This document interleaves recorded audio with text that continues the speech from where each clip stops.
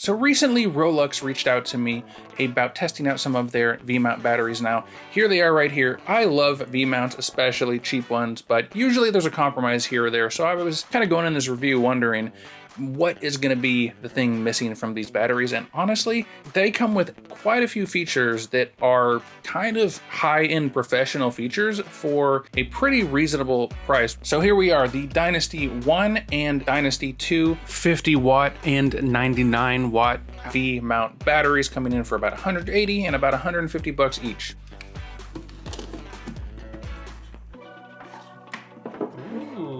Right upon unboxing, the first impression for me is these batteries look pretty slick. I mean, these have to be like the drippiest V-mount batteries I've ever seen personally. Usually they range from like functional to like actually ugly.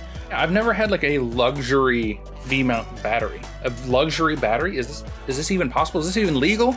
I don't know, but they did it. I mean, this leather here, it feels pretty good. It's not as nice feeling as it looks, but I don't know, it's pretty luxurious. And then you've got this like carbon fibery kind of look on this guy, and they're both pretty cool. I do like the looks, but you know, choose your fighter. Which one are you picking just in terms of pure aesthetics? I'd love to know. Or do you think I don't know, what do you guys think? Luckily, the functionality pretty much matches the quality, feel, and look of these batteries, which is good. They're not all just looks, okay? They've got some real substance in here.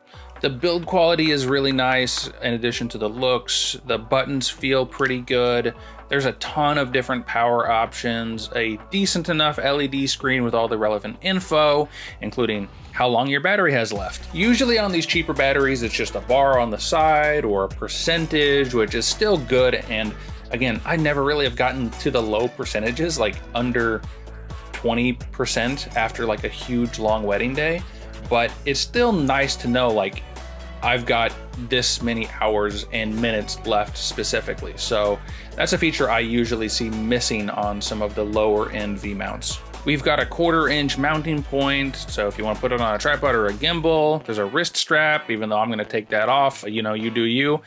And there's even a light built into both of these batteries. You just hold the button down and look at that. We've got a little light, which is great for safety, helping your ACs out, helping yourself out in the dark, trying to get this on a light or get this on a camera. I hear a lot of stories of V-mounts slipping out, and not always, but I think some of the time that's due to just not getting it quite locked in there perfectly. So that's another kind of pro feature that I haven't seen on any other kind of budget-friendly V-mount batteries, which, you know, safety first, right? Oh, speaking of the button, you also wake up your screen with that thing. So just a little tap and you're right on. That's gonna stay on for about 8 seconds. And you can turn on and off the flashlight, but I also hear it's got like a 60-second timer, so you're not just gonna, you know, burn your battery out if you forget the flashlight on the back. So there's that.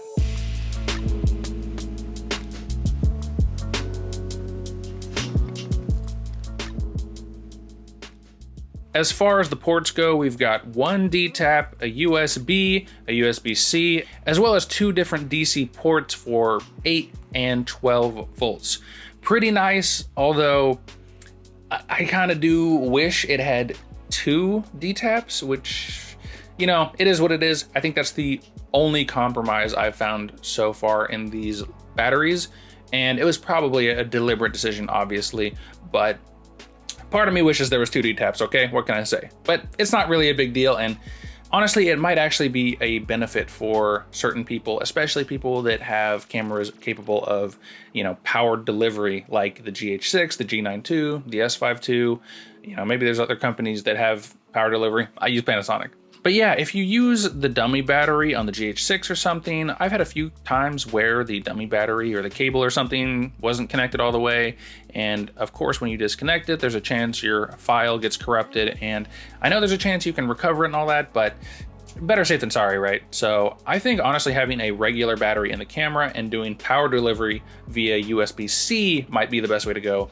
And then I might use my dummy battery as like the NPF dummy battery to power my monitor, for example, or whatever other accessories I'm using. So I actually think I'm gonna switch over from the dummy battery to USB-C whenever I'm using this system, because I really don't want there to be even the most remote chance of there being an issue with losing power to the camera. If there's a battery in the camera, that's always going to be set. So these batteries are a little thinner than I've seen other compact V mounts from SmallRig or Andy Seni or whoever. I mean, obviously, especially the Dynasty 1. And they're also a little bit taller as well, but still very small, honestly. Like iPhone with the case, this battery. So, you know, nothing crazy, right? I find the 50-watt Dynasty 1 to be kind of small enough to put on your camera and really not notice the weight that much.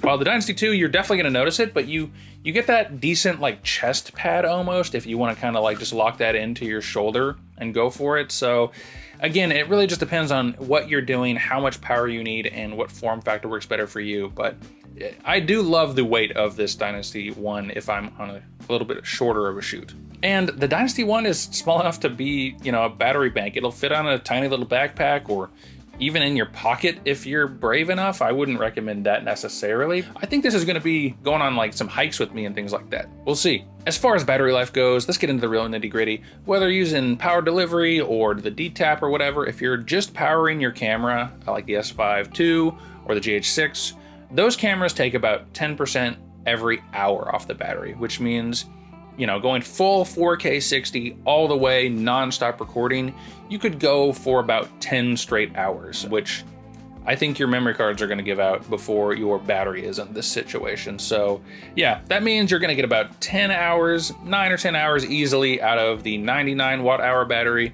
And of course, that's about halved on the 50 watt. So having 5 to 10 hours, depending on the battery, of continuous recording on top of an hour if you're using an internal battery, maybe even a little bit more than an hour.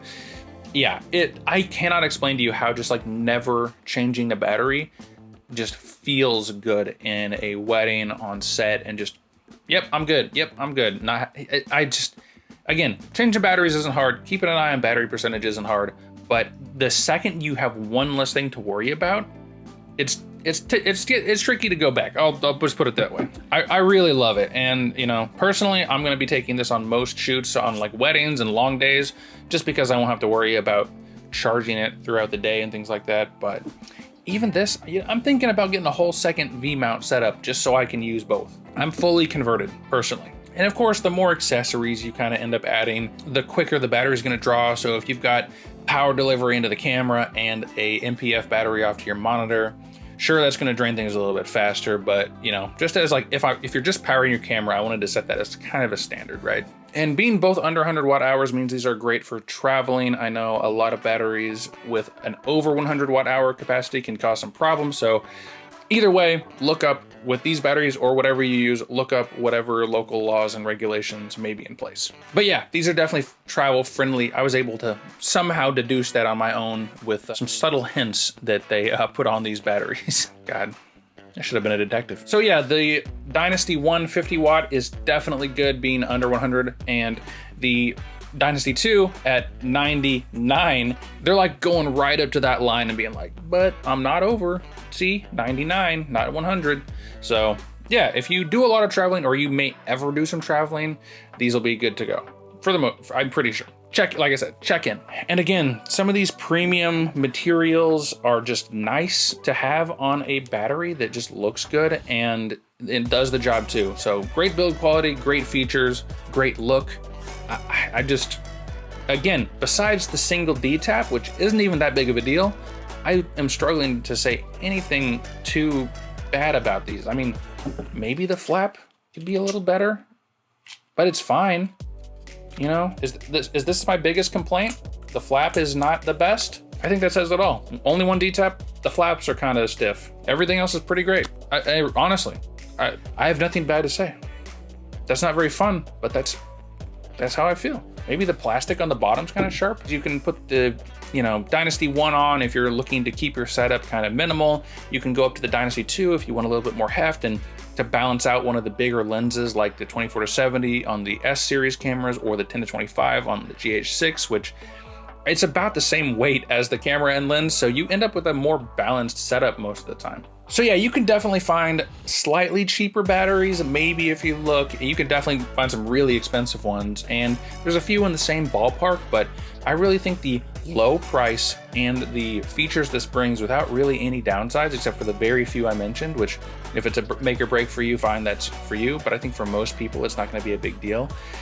Yeah, I'm pretty impressed with these batteries. And given that Rolux is a battery first and battery accessory company, I'm not surprised they did a great job. Let me know what you think of these batteries. Again, don't forget to, comment down which one looks better. Which one would you get just on aesthetics? Leather Boy or the Captain Carbon Fiber? What am I talking about? Thanks again for stopping by, guys. Thanks for Rolux for sending these batteries out for me to test out. Again, well done, and I will see you guys in the next video.